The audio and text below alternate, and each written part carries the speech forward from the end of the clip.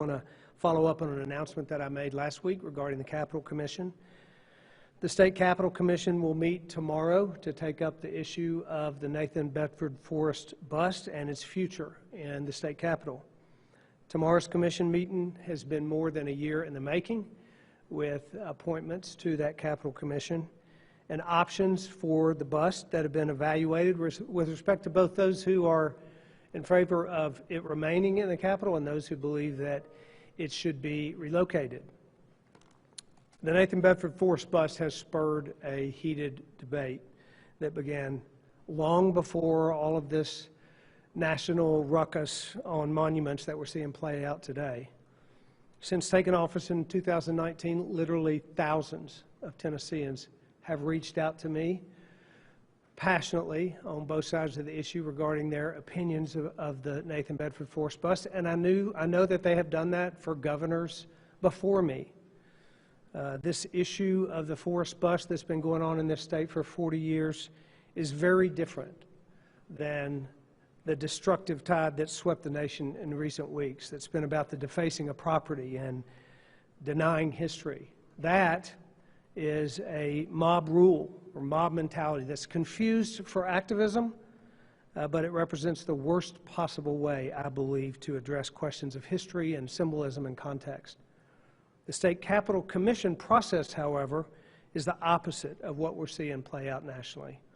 It is a process designed by the Tennessee General Assembly with representative citizen appointees who use a framework to determine the historical figures that we revere in the halls of our State House. I have a great deal of respect for this process and for the task that the members face on this complex issue. A Confederate general from Memphis, Nathan Bedford Forrest, is a renowned military tactician, and the bust sits opposite a fellow Tennessean, a Union admiral, and an esteemed military leader, David Farragut. In tandem, these two men represent the push and pull of our state's history and the conflict that forged so much of our identity and the role that we have had in striving to become a more perfect union. However, Forrest represents pain and suffering and brutal crimes committed against African Americans, and that pain is very real for many of our fellow Tennesseans as they walk the halls of our State House and evaluate how he could be one of the just 9 busts that are elevated to a place of honor and reverence in the Capitol. Symbols matter. Proclamations and statues are not just snapshots of our history. They're a window into what we value. And while the Nathan Bedford Forrest bust creates a clear tension between heritage and symbolism, we'd be wise not to make this a referendum on his place in history. The Nathan Bedford Forrest bust is not just another Confederate symbol.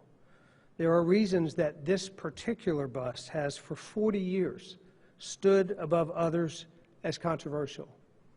It's because this particular individual, in a particular season of his life, significantly contributed to one of the most regretful and painful chapters in our nation's history.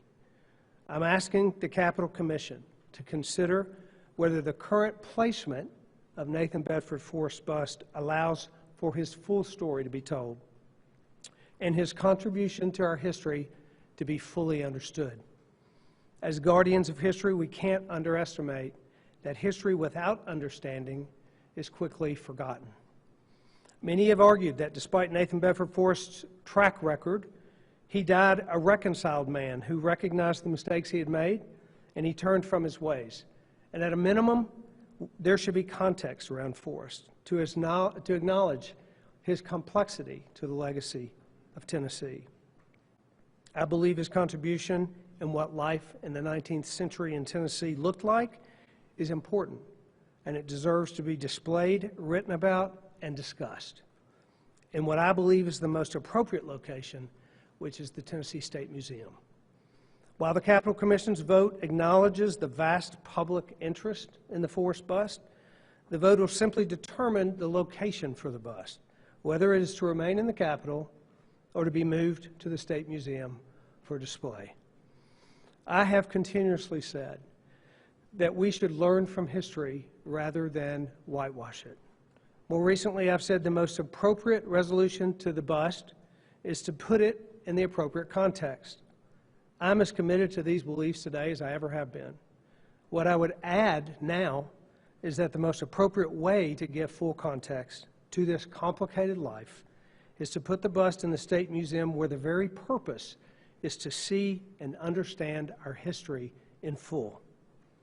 And these are my thoughts on what the Capitol Commission should do, that we put the bust in the museum where it can be part of an exhibit that can be studied and learned from and seen in full context.